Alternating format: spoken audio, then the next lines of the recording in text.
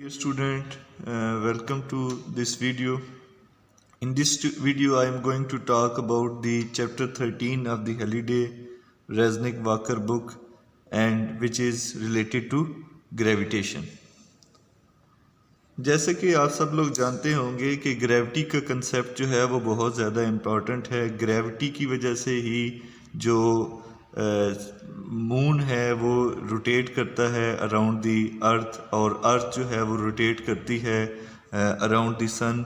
इसी तरह जो है हम जिस गैलेक्सी का पार्ट है जिसे मिल्की वे कहते हैं वो भी एग्जिस्ट करती है ड्यू टू ग्रेविटी, और उसके साथ फिर ग्रेविटी की वजह से डिफरेंट जो करीब की गैलेक्सीज हैं वो मिलके क्या बनाती है, सुपर क्लस्टर बनाती हैं।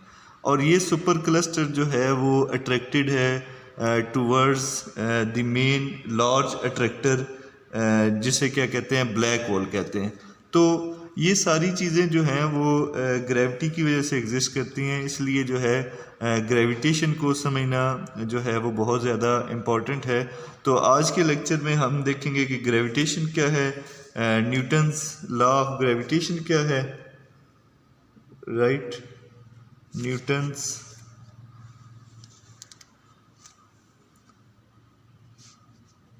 लॉ ऑफ ग्रेविटेशन देखेंगे।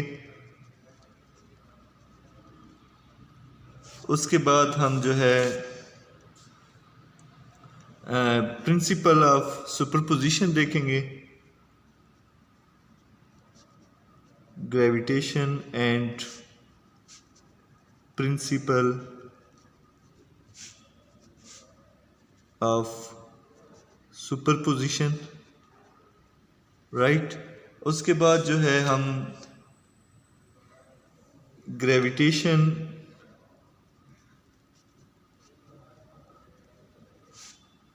नियर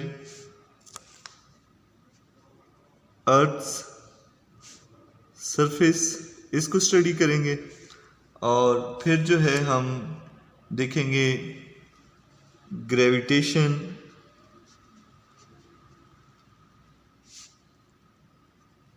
इनसाइड अर्थ, राइट।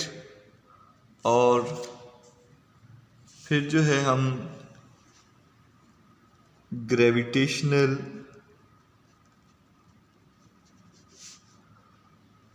पोटेंशियल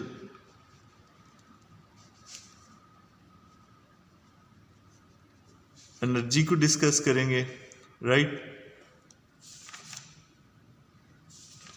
ये हमारे जो है आज के डिफरेंट टॉपिक्स होंगे। इसके अंदर स्केयर स्पीड और जो है वो पोटेंशियल एनर्जी और फोर्स के दरमियान रिलेशनशिप भी देखेंगे। तो ये, और एंड पे जो है हम न्यूमेरिकल्स करेंगे रिलेटेड विद दीज टॉपिक्स, ठीक है। तो ये आज के हमारे इस जो है वीडियो का मेन फोकस है, ठीक है। तो सबसे पहले हम देखते हैं कि न्यूटन्स लॉ ऑफ ग्रेविटेशन क्या है।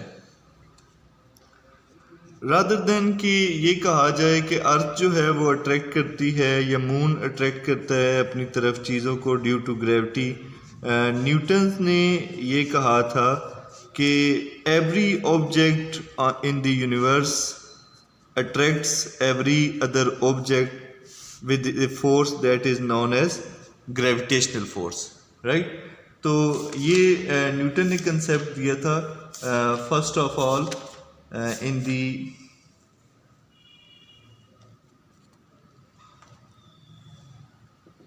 year 1665। न्यूटन ने ये कहा कि अगर लेट्स से दो ऑब्जेक्ट्स हैं, one is having a mass m1 and the other is having a mass m2, और उनके दरमियान ये जो सेपरेशन है दैट इज r, तो जो ग्रेविटेशनल फोर्स है ये किसी भी दो ऑब्जेक्ट्स के दरमियान इक्वल होती है g, mass of first object mass of second object divided by the separation between them, जिसको मैंने r से रिप्रेजेंट किया है। तो ये जो है वो फोर्स है, ठीक है, ग्रेविटेशनल फोर्स है।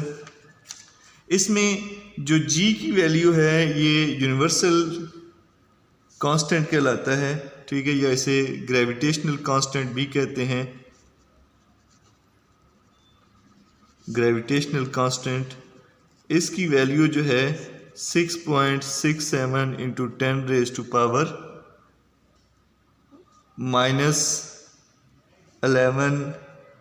न्यूटन मीटर स्क्वायर पर केजी स्क्वायर है, राइट।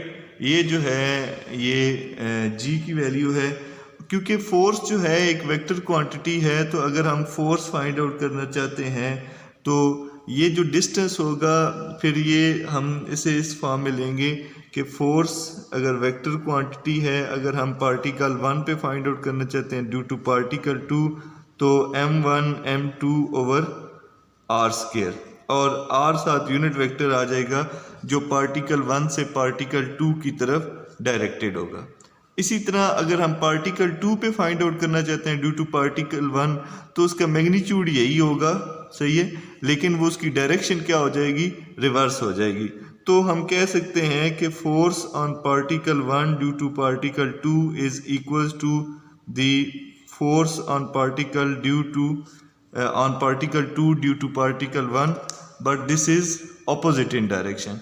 तो ये हम कह सकते हैं कि अगर हम दोनों को देखना चाहें तो जो एक ऑब्जेक्ट पर दूसरी की वजह से फोर्स है और जो दूसरे ऑब्जेक्ट पे पहले की वजह से फोर्स है, वो एक दूसरे क्या होते हैं, ऑपोजिट होते हैं, ठीक है, लेकिन उनका मैग्नीट्यूड क्या होगा, सेम होगा, जब तक उनके दरमियान उनके मासेस और उनके डिस्टेंस जो है वो सेम है। अच्छा, इसी बुनियाद पर जो न्यूटन्स लॉ ऑफ ग्रेविटेशन की बुनियाद पर अगर हम डिस्कस करें तो एक स्टेटमेंट ये है कि a uniform spherical shell of matter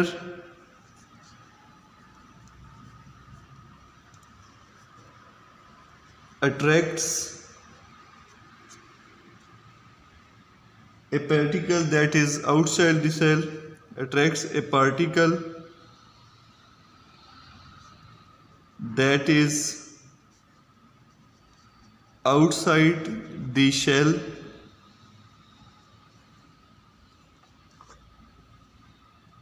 as if all the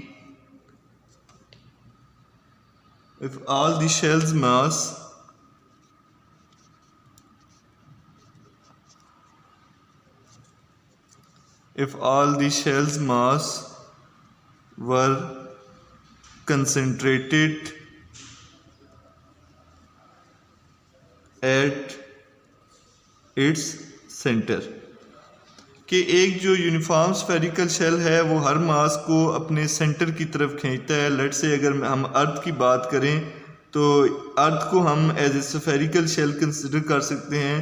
तो ये हर ऑब्जेक्ट को which is lying outside of it, ठीक है, it attracts with a force, right.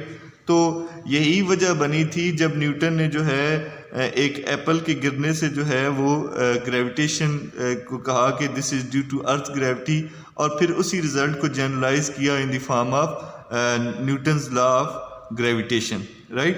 तो ये हम कह सकते हैं कि जो भी एक लार्जर शेल है, जो भी एक स्फेरिकल शेल है, वो हर ऑब्जेक्ट को अपने सेंटर की तरफ जो है वो अट्रैक्ट करता है, राइट। और यही वजह बनी थी न्यूटन्स लॉ ऑफ ग्रेविटेशन की। अब हम अपने दूसरे मेन टॉपिक की तरफ आते हैं, gravitation and the principle of superposition. Principle of superposition तब इन्वॉल्व होता है जब हमारे पास एक से ज़्यादा पार्टिकल्स हों और हम उसकी वजह से जो है किसी एक पार्टिकल पे फोर्स फाइंड आउट करना चाहते हैं। लेट्स से ये एक मेरे पास पार्टिकल है जिसका मास m1 है और मैं इसका ये पार्टिकल मास m2 है, ये m3 है, इसी तरह से ये जो है मेरे पास मास mn है, ठीक है। और इसका डिस्टेंस जो है इससे मैं कहता हूँ कि ये r1 है, इसका डिस्टेंस इसके सेंटर से वो r2 है। इसी तरह इन सब का डिस्टेंस लेंगे और इसका डिस्टेंस लेट से जो इसका सेंटर है, इससे डिस्टेंस जो है वो RN है, राइट। तो अगर मैं इसकी इस पार्टिकल पे फोर्स निकालना चाहता हूँ due to all these objects, net force निकालना चाहता हूँ, तो वो मेरे पास नेट फोर्स जो है वो क्या होगी, F1 net should be equals to F1 2 particle 2 की वजह से जो उस पर फोर्स लग रही है, पार्टिकल 3 की वजह से जो फोर्स लग रही है, अप टू पार्टिकल n की वजह से जो फोर्स लग रही है। इन सब फोर्सेस को अगर मैं कंबाइन कर दूंगा तो ये मैं इसे लिख सकता हूँ, ठीक है। तो अगर इसे मैं और सुमेशन की, क्योंकि ये डिस्क्रीट फोर्सेस हैं, मेरे पास ऑब्जेक्ट्स जो है इनकी तादाद फाइनाइट है और इनके दरमियान सर्टेन डिस्टेंस एग्जिस्ट करता है, तो इसलिए मैं इधर सम यूज़ कर सकता हूँ, I from 1 to n F1I, ठीक है। तो ये तमाम पार्टिकल्स का सम अगर मैं ले लूँ उनकी फोर्स का, तो ये मेरे पास क्या आ जाएगी, नेट फोर्स आ जाएगी on particle 1 due to all these different other particles, ठीक है। तो अगर इसी को अगर आप लिखना चाहते हैं दूसरी फॉर्म में, तो ये क्या बन जाएगा, summation I from 1 to n, मैं लिख सकता हूँ G, एक मेरे पास पार्टिकल फिक्स है M1 और दूसरा क्या है, मैं इसे MI कह देता हूँ, राइट, ओवर RI। तो ये मेरे पास वही एक्सप्रेशन बन गया जो हमने अभी देखा था, RI स्क्वायर हो जाएगा, ठीक है।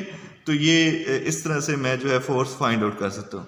लेकिन अगर इस तरह है कि मेरे पास एक जो है ऑब्जेक्ट जो है वो डिस्क्रीट नहीं है बल्कि एक एक्सटेंडेड ऑब्जेक्ट है, ठीक है, ये एक लार्ज ऑब्जेक्ट है लेट्स से, ठीक है, इस फॉर्म में जो कि एक्सटेंडेड है, राइट, इस डायरेक्शन। अब मैं इसकी वजह से इस इधर कोई पार्टिकल है जिस पे उसकी मैं फाइंड आउट करें, तो मैं उसका एक छोटा सा हिस्सा लूँगा, ठीक है, जिसे मैं उससे डिस्टेंस लूँगा, ठीक है। इस पार्टिकल की वजह से मैं ये वाली फोर्स डिटरमिन करूँगा जिसे मैं कह रहा हूँ, ये इस एक छोटे से हिस्से की वजह से इधर फोर्स लिया जिसे मैं क्या कह रहा हूँ, DF कह रहा हूँ, ठीक है। और अगर इसे मैं इसे मैं अगर इंटीग्रेट कर दूं, राइट, इधर अगर मैं इसे इंटीग्रेट कर दूं तो ये मेरे क्या दे देगा, force on particle 1 due to this distribution of mass, ठीक है। तो यूं भी आप कर सकते हैं कि अगर आपके पास एक बहुत एक्सटेंडेड ऑब्जेक्ट है, अगर आप फोर्स फाइंड आउट करना चाहते हैं किसी और पार्टिकल पर, तो आप अगर वो कंटिन्यूस ऑब्जेक्ट है तो आप उसको इंटीग्रेट कर सकते हैं रादर देन कि आप उसकी सुमेशन लें, ठीक है। तो इस तरह से आप उसकी वजह से फोर्स फाइंड आउट कर सकते हैं। बाद में आप उसकी पूरे जितना वो लार्ज ऑब्जेक्ट है उसकी लिमिट्स लगा दें तो वो इंटीग्रल सॉल्व हो जाएगा। नेक्स्ट जो है हम अपने नेक्स्ट टॉपिक की मूव करते हैं, which is topic number 3 of today's lecture, जिसे ग्रेविटेशन नियर अर्थ सरफेस। अर्थ के सरफेस के पास ग्रेविटेशन कितनी होगी वो हम डिटरमिन करना चाहते हैं। लेट्स से अगर मैं अर्थ को स्फेरिकल कंसिडर करूं तो ये एक स्फीयर है, ये कोई पार्टिकल है जिसका मास m है और इसका जो डिस्टेंस है from the centre of the sphere उसे मैं r कह रहा हूँ, ठीक है। तो इसकी वजह से जो ग्रेविटेशनल फोर्स होगी उसको मैं लिख सकता हूँ, gravitational force is equal to g product of masses, m जो है वो मास ऑफ अर्थ है और स्मॉल m जो है वो मास ऑफ द पार्टिकल है जिसको हम फोर्स जिसकी वजह से ग्रेविटेशनल फोर्स फाइंड आउट कर रहे हैं। ओवर इनके दरमियान डिस्टेंस r स्क्वायर आ गया, ठीक है। अब हमें पता है कि एक जो ऑब्जेक्ट है उसके ऊपर जो फोर्स लग रही होती है ड्यू टू ग्रेविटी वो उसके वेट के इक्वल होती है, ठीक है। तो वेट को अगर मैं लिखूं फोर्स जो उसके ऊपर मास टाइम्स एक्सेलरेशन होती है, या जो एक ऑब्जेक्ट नीचे फॉल कर रहा है उसकी एक्सेलरेशन जो है वो मास टाइम एक्सेलरेशन, इधर क्योंकि एक्सेलरेशन ड्यू टू ग्रेविटी ले ली है तो इसलिए a सब ऑफ g लिख लिया। अब ये दोनों फोर्सेस एक दूसरे को इक्वेट करेंगी, तो जब फोर्सेस इक्वेट करेंगी तो आप लिख सकते हैं कि a g जो है क्योंकि मास से मास कैंसिल आउट हो जाएगा, ठीक है। तो आपके पास रह जाएगा Gm/r²।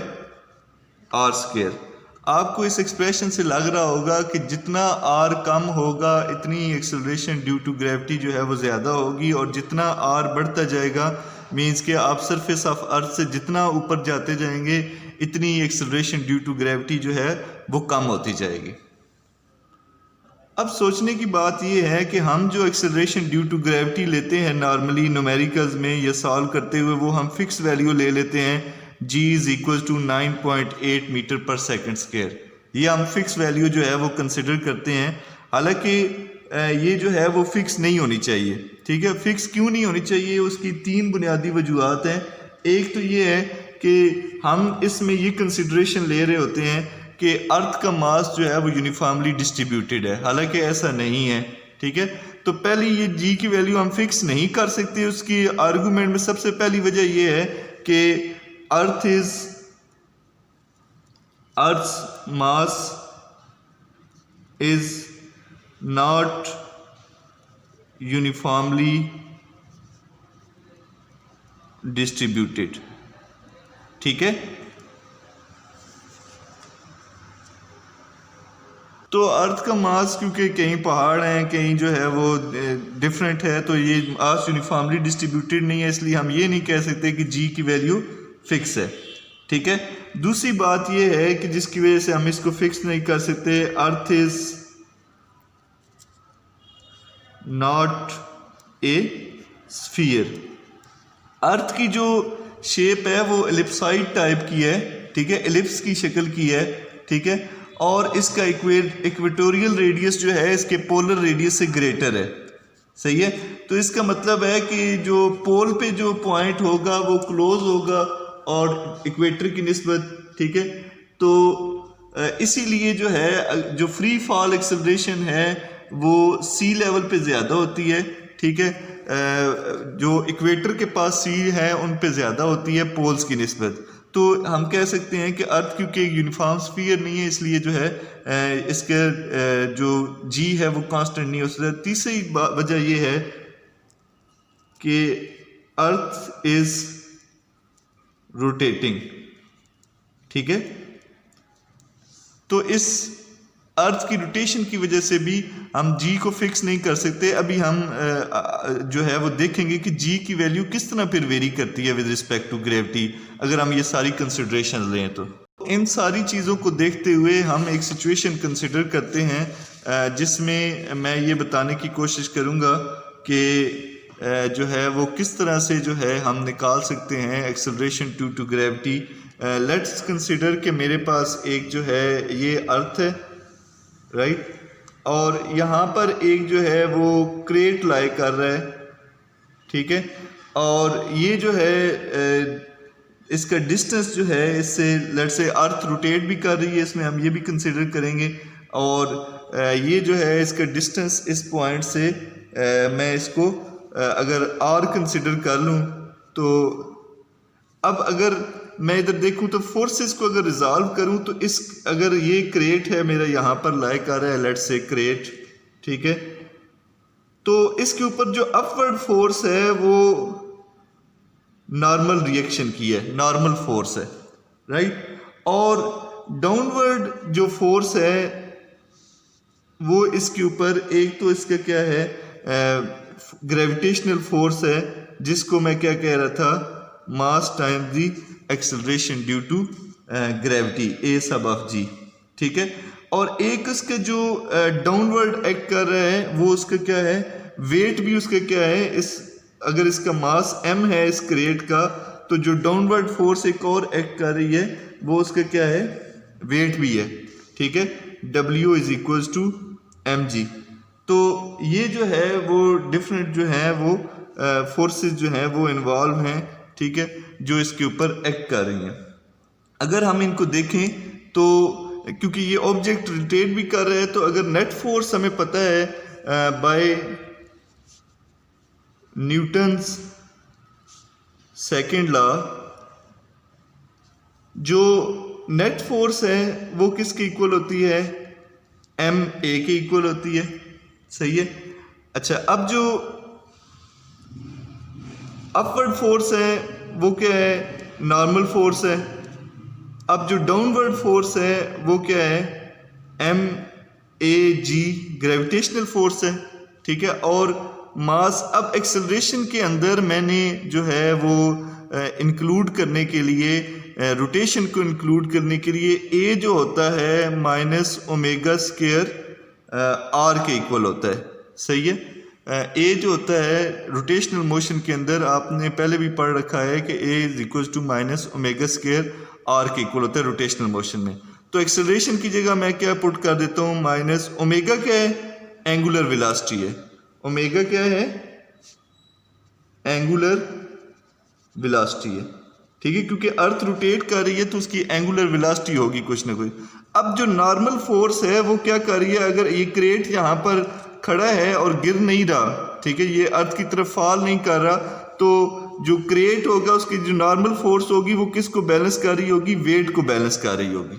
ठीक है, तो एफ एन को मैंने क्या पुट कर दिया? M g minus m A g is equal to m into minus omega square r. अब अगर इसको उस तरफ ले जाएं, सही है, तो M G would come out to be M A G, ठीक है, minus M into omega square are. तो अगर मैं इसको वर्ड की फॉर्म में लिखूं तो इसमें मैं कह सकता हूं कि ये जो वेट है ये मेरा मेजर्ड वेट है। राइट, मेजर्ड वेट ये क्या है मेरा? ये ग्रेविटेशनल फोर्स है या magnitude of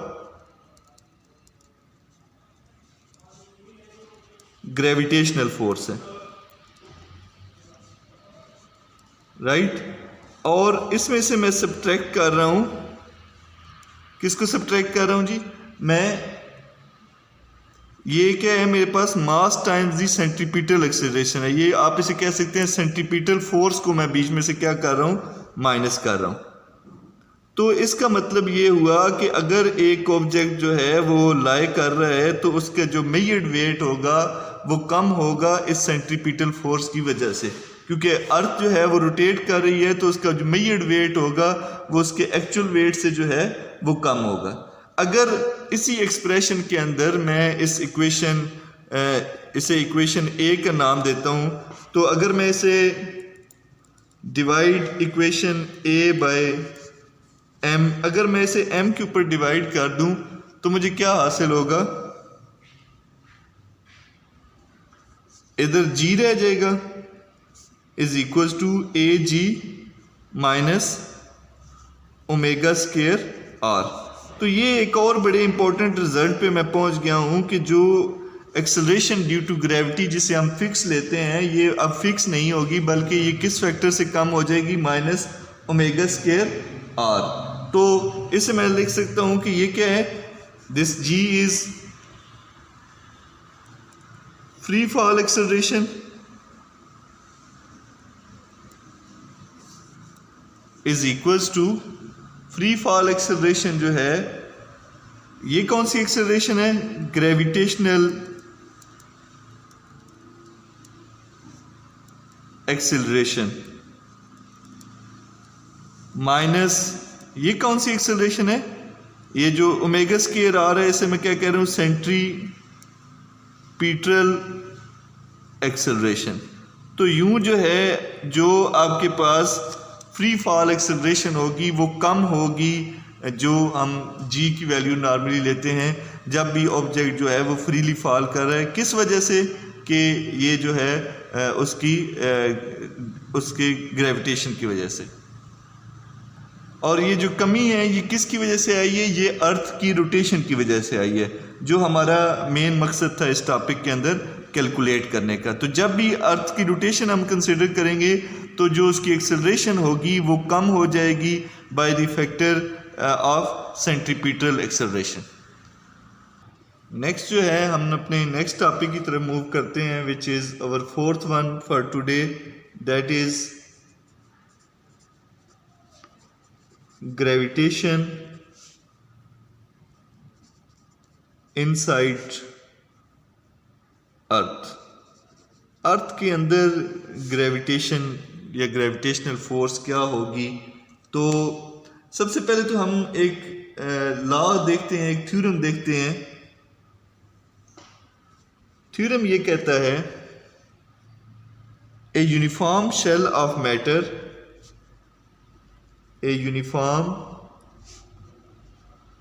shell of matter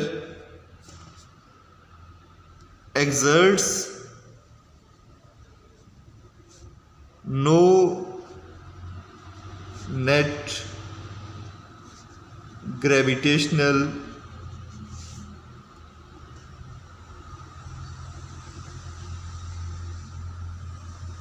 force on a particle located inside it.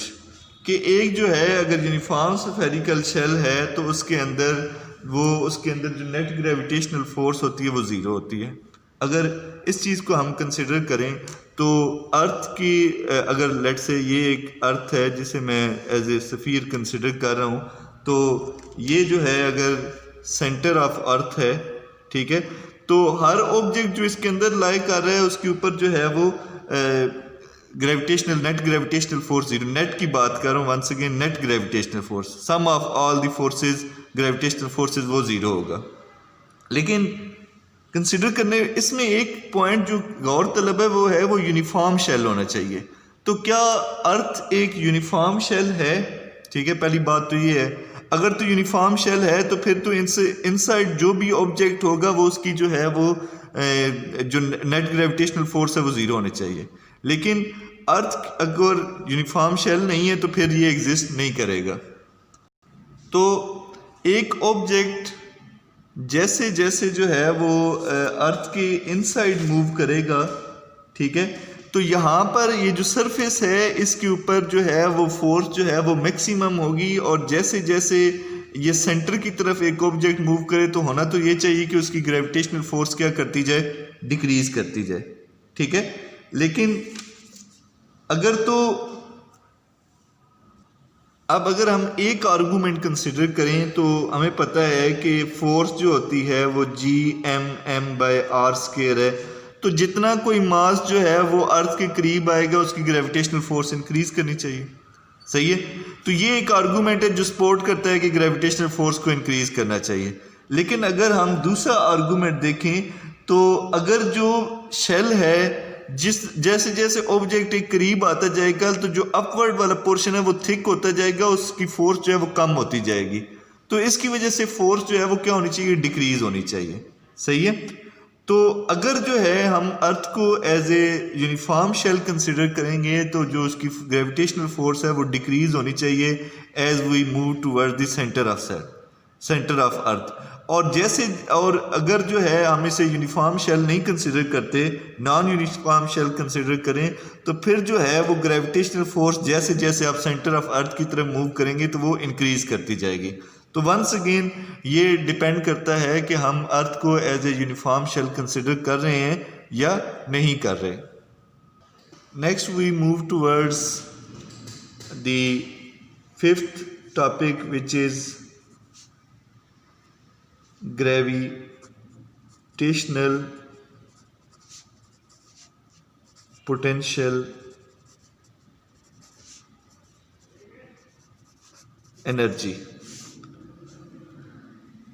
तो ग्रेविटेशनल पोटेंशियल एनर्जी निकालने के लिए एक ऑब्जेक्ट की अगर हम अर्थ को कंसिडर करें और लेट्स से कि ये एक अर्थ को हमने कंसिडर किया और ये सेंटर ऑफ अर्थ है, ठीक है, अर्थ का मास मैं m ले रहा हूँ, राइट, और एक डिस्टेंस p के ऊपर जो है मैं इसे ऑब्जर्व करना चाह रहा हूँ, ठीक है, which is at a distance r, ठीक है। इसका डिस्टेंस इससे कितना है, इस सेंटर ऑफ अर्थ से कितना डिस्टेंस है, r डिस्टेंस है, ठीक है। और मैं दूसरे ऑब्जेक्ट को जो है वो वेरी फार कंसिडर कर रहा हूँ, ठीक है। वो जो मेरा दूसरा ऑब्जेक्ट है that is very far from my object, ठीक है। अब क्योंकि ये ऑब्जेक्ट एक ये कंटिन्यूस लाइन है, तो लेट से मैं इस तरफ अगर फाइंड आउट करना चाहता हूँ तो ये डी आर जो है मेरे पास उसके डिस्टेंस मैंने ले लिया, सही है।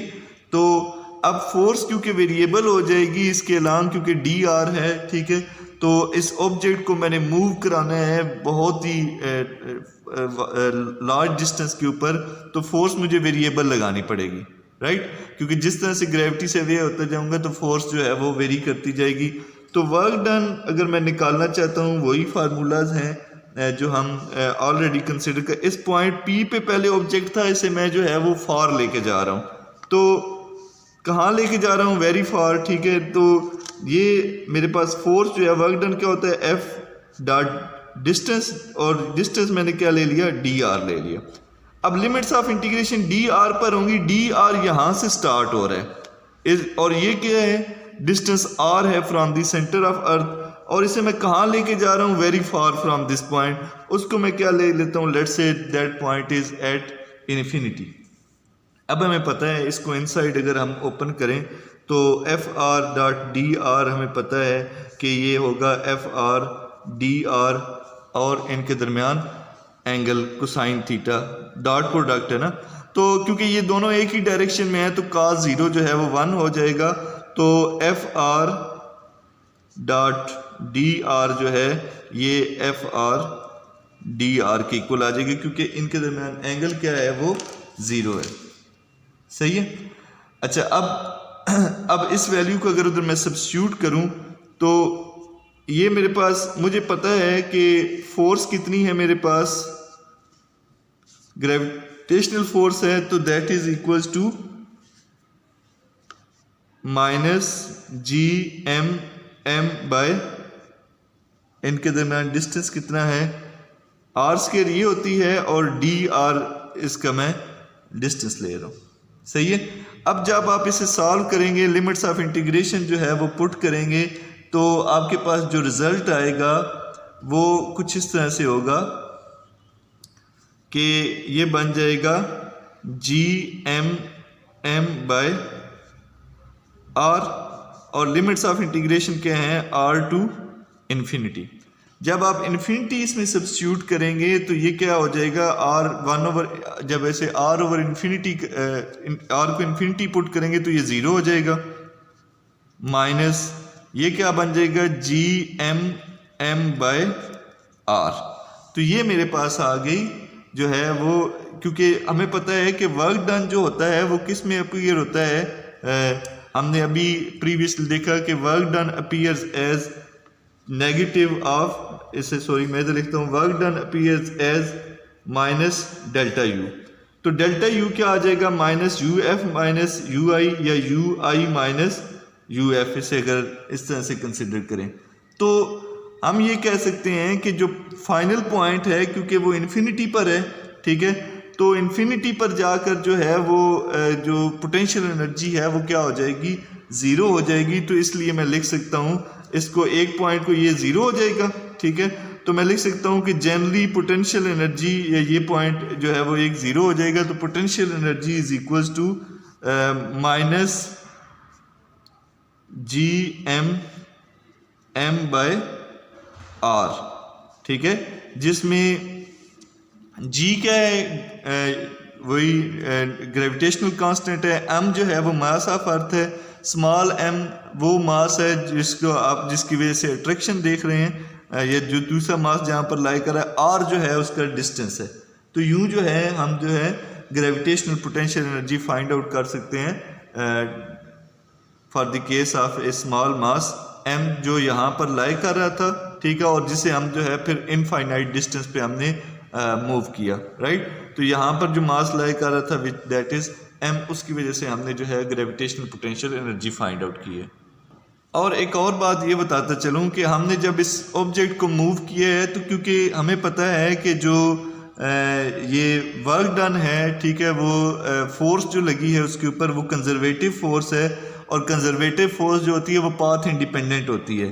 तो इसलिए हम कह सकते हैं कि ये जो ग्रेविटेशनल पोटेंशियल एनर्जी है ये भी पाथ इंडिपेंडेंट है। आप इधर से इस पॉइंट से जहाँ भी आपने मूव करना है, आप किसी भी पाथ से मूव करें तो उससे जो पोटेंशियल एनर्जी की वैल्यू है जो उसके अंदर स्टोर होगी वो सेम रहेगी, ग्रेविटेशनल पोटेंशियल एनर्जी, क्योंकि ये कंजर्वेटिव फोर्स की वजह से है और ग्रेविटेशनल फोर्स जो है वो कंजर्वेटिव फोर्स है, तो उससे जो पोटेंशियल एनर्जी आएगी वो भी कंजर्वेटिव होगी और वो क्या होती है, पाथ इंडिपेंडेंट होती है। अब नेक्स्ट में इसी के एक एज ए सब पार्ट जो है मैं पोटेंशियल एनर्जी और फोर्स के दरमियान जो है वो रिलेशनशिप जो है वो देखना चाह रहा हूँ।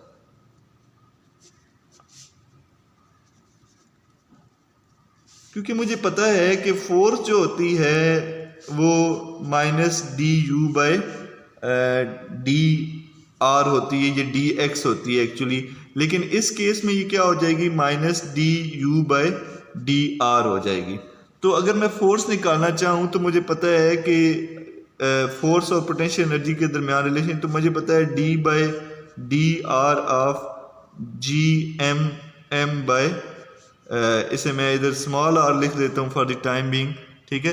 तो जब इसके डेरिवेटिव लेंगे तो ये क्या बन जाएगी, फोर्स जो है वो वंस अगेन आ जाएगी minus G M M by R square. तो ये हमारे रिजल्ट को भी वैलिडेट कर रही है कि जो फोर्स और पोटेंशियल एनर्जी के दरमियान रिलेशनशिप है, ठीक है, वो इस तरह से आप जो है वो पोटेंशियल एनर्जी से फोर्स निकाल सकते हैं। नेक्स्ट एक और जो है वो अगर हम सब टॉपिक देखें तो हम एस्केप स्पीड निकालना चाह रहे हैं। एस्केप स्पीड ये होती है कि एक ऑब्जेक्ट को कितनी स्पीड दी जाए कि वो जो है अर्थ ग्रेविटेशनल फील्ड या किसी भी जो है वो वजह से जो शेल की फील्ड है, ग्रेविटेशनल फील्ड है, उससे बाहर निकल जाए।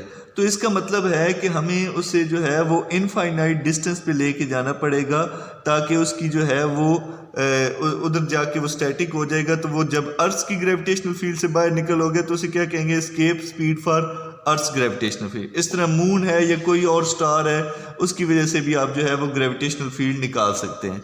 अब हमें पता है कि एक ऑब्जेक्ट को अगर हमने इनफाइनाइट डिस्टेंस पे मूव कराया तो वो वहाँ पर जाके स्टेट करेगा, तो उसकी जो फाइनल जो पोटेंशियल एनर्जी है वो भी क्या हो जाएगी, ज़ीरो हो जाएगी, और उसकी फाइनल काइनेटिक एनर्जी भी क्या हो जाएगी, ज़ीरो हो जाएगी। अब क्योंकि जो एनर्जी होती है ओवरऑल, अगर मैं यू आई की बात करूं तो वो क्या होगी, G M M by R with negative sign, और के मुझे पता है कितनी है, काइनेटिक एनर्जी क्या होगी, हाफ एम वी स्क्वायर, और वी वो वेलोसिटी है जिसके साथ उस ऑब्जेक्ट ने मूवमेंट स्टार्ट की, क्योंकि फाइनल वेलोसिटी तो उसकी ज़ीरो हो जाएगी। अब अगर एक ऑब्जेक्ट जो है वो out of earth gravitational field निकल गया तो उसका के प्लस यू जो है वो क्या होना चाहिए, ज़ीरो होना चाहिए, क्योंकि फाइनल काइनेटिक एनर्जी भी ज़ीरो हो जाएगी और फाइनल पोटेंशियल एनर्जी भी ज़ीरो हो जाएगी। तो इसलिए मैं लिख सकता हूँ half M V square plus ये minus G M M by R is equals to zero. तो जब आप इस तरह से v की वैल्यू निकालेंगे तो v is 2gm by r under the root. तो आप अगर एस्केप स्पीड निकालना चाहते हैं अर्थ की, तो आपने देखना है कि अर्थ का मास कितना है, ग्रेविटेशनल कांस्टेंट कितना है और डिस्टेंस कितना है जिसके ऊपर आपने उसे मूव कराना है। तो आप उसकी जो है वो एस्केप स्पीड जो है वो निकाल सकते हैं, राइट। और बुक के अंदर डिफरेंट मासेस के लिए जो है वो एस्केप स्पीड दी हुई है इन टेबल 13.2। आप वहाँ से जो है इसे इजीली रीड आउट कर सकते हैं। तो आज के लेक्चर में हमने अभी लास्ट पे जो है एक तो फोर्स निकाली due to potential energy for earth gravitational जो है पोटेंशियल एनर्जी, और फिर हमने एस्केप स्पीड निकाली है using the kinetic energy and potential energy relationships. तो सबसे पहले हम एक न्यूमेरिकल देखते हैं। What must be the separation be between a 5.2 kg particle and a 2.4 kg particle for their gravitational attraction to have a magnitude of 2.3 into 10 raised to power minus 12 Newton. तो हमें पता चल गया कि मास m1 जो है वो 5.2 kg है, मास m2 जो है वो 2.4 kg है, और उनके दरमियान जो है वो फोर्स जो ग्रेविटेशनल फोर्स है वो 2.3 इंटू 10⁻⁻12 न्यूटन है। और हमें पता है कि जो कांस्टेंट है जो है वो 6.67 इंटू 10⁻⁻11 न्यूटन मीटर स्क्वायर पर kg स्क्वायर है, राइट। तो हमें पता है कि the force due to gravity is G m1m2/r²। तो आपने सिंपली r² की वैल्यू जो है वो r जो है वो आप क्या करेंगे, √ऑफ आ जाएगा G m1m2/f का। तो आपने यहाँ पर वैल्यू सब्स्टिट्यूट करनी है और कैलकुलेटर से सॉल्व करना है, तो आपको इसका रिजल्ट मिल जाएगा। नेक्स्ट न्यूमेरिकल जो हम देखना चाह रहे हैं, at what altitude above the earth surface would the gravitational acceleration be 4.9 metre पर सेकंड स्क्वायर। तो हमें पता है कि एक्सेलरेशन ड्यू टू ग्रेविटी, ये ग्रेविटेशनल एक्सेलरेशन जो होती है वो Gm/r² होती है। G जो है उसकी वैल्यू ऑलरेडी आपको पता है, M जो होता है वो मास ऑफ अर्थ है, आई थिंक ये 6 इंटू 10⁻24 kg है। बहरहाल आप इसे कंफर्म भी कर सकते हैं बुक से या कहीं और से, ठीक है। तो आपको ये इजीली जो है वो फाइंड आउट हो जाएगा। तो आपको ये वैल्यू ऑलरेडी उसने बता दी है कि AG इज़ 4.9 मीटर पर सेकंड स्क्वायर। आपने सिंपली इसमें वैल्यू सब्स्टिट्यूट करनी है और वो डिस्टेंस निकालना है जहाँ पर ये वैल्यू जो है ये हाफ हो जाएगी, नियरली 4.9 हो जाएगी। इस तरह से बुक में और भी बहुत से न्यूमेरिकल्स दिए हुए हैं जो आप इजीली फाइंड आउट कर सकते हैं, ठीक है। तो आज के लेक्चर को होपफुली आपको समझ आई होगी। तो जल्द ही एक नए लेक्चर के साथ आपके साथ हाजिर होंगे। आप सब लोगों का बहुत शुक्रिया। Thank you all.